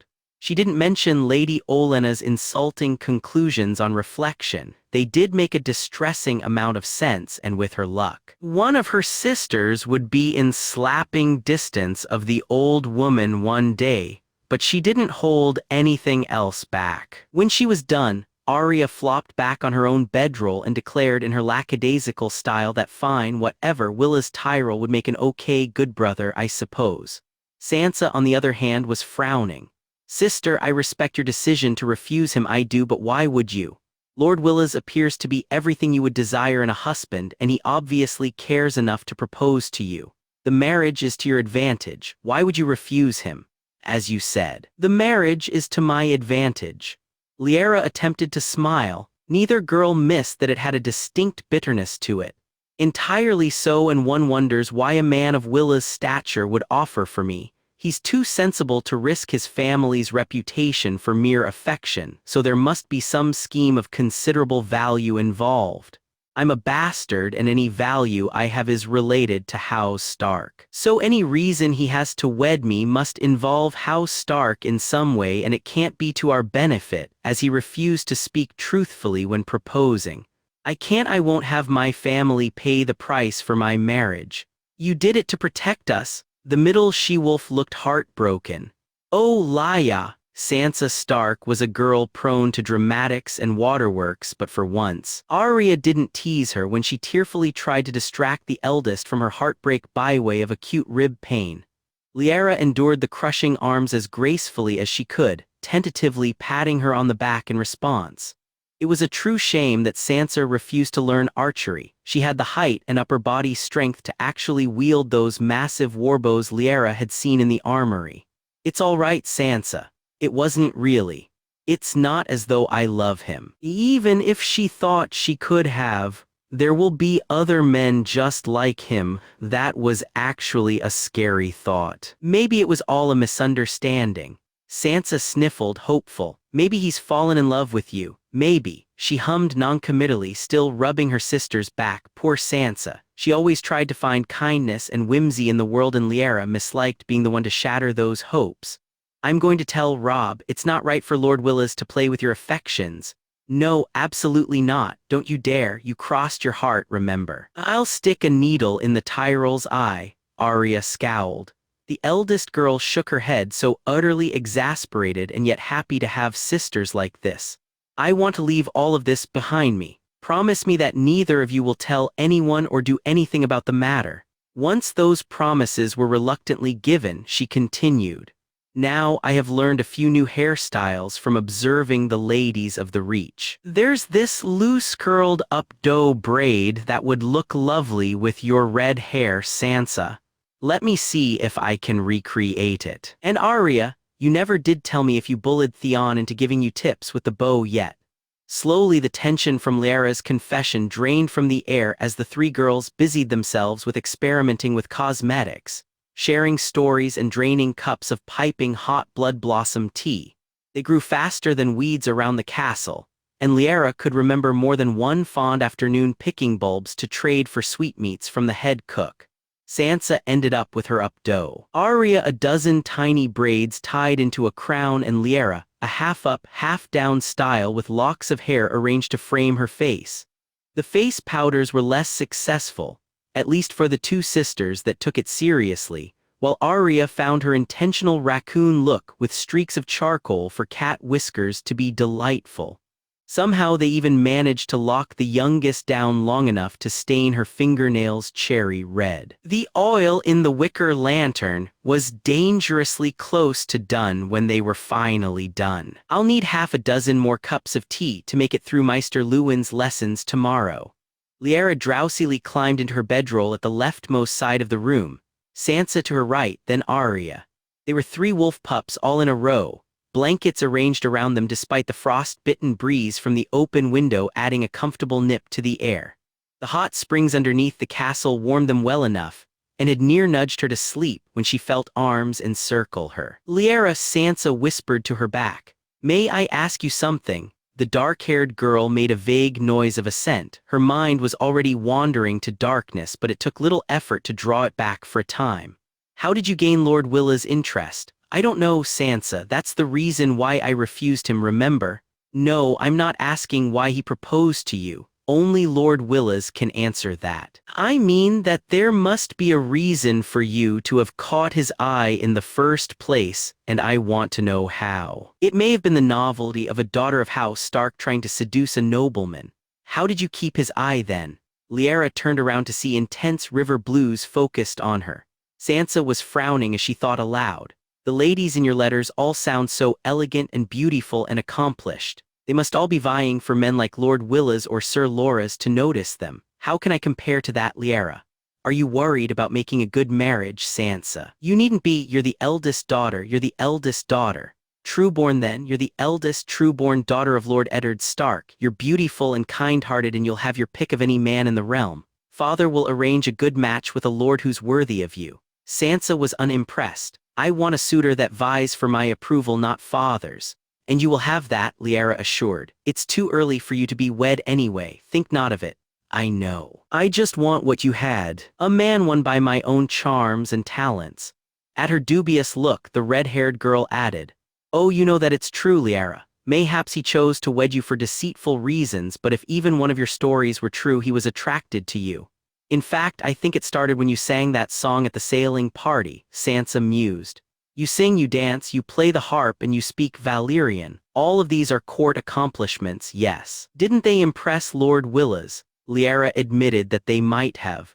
I also joust and spar, Sansa, and I doubt many noblemen will be impressed by that. Some men are strange, her sister dismissed. And I'll leave them to the likes of you and Arya. I don't want to learn to fight, but I do want a talent of my own. You're the finest seamstress amongst us three, and you dance as well. Everyone can dance. Even Arya, and she despises everything a proper lady should do. And I will not be showcasing samples of my embroidery to any of the men I know." Sansa arched a brow. "Does Lady Margaery have any accomplishments?" The dark-haired girl eyed her younger sister contemplatively. Sansa's arguments for gaining court accomplishments were not without merit. Many of the ladies of the Reach did have a skill or two to their credit, and should Sansa wed southwards, as Lady Catelyn hoped, she would be expected the same. It was twice as important for her, considering the Southron impression of northern savagery. And her sister did have excellent upper body strength. Lady Margaery prefers outdoor activities, such as gardening, riding, sailing, falconry, and archery. Margaery had a fair hand for a sketch too, but Lyanna had hoped to settle on the last. Sansa hadn't the heart for falconry or the means to practice gardening and sailing. Riding was an option, but she cared little for it, unlike Arya. Her sister had the same process of thought, for she quickly groaned. "I need to practice the skill myself," Lyanna cajoled. "Mayhaps we could do it together, all three of us in the morn. Afterward I can help you practice an instrument or learn a few phrases of High Valyrian. If I have to practice archery, then Arya has to study Valyrian too," Sansa grumbled. "Yes, of course," Lyanna agreed. For the chance to strike at targets with arrows, Arya would do far more than memorize a few phrases. "Get some sleep, Sansa. We practice on the morrow."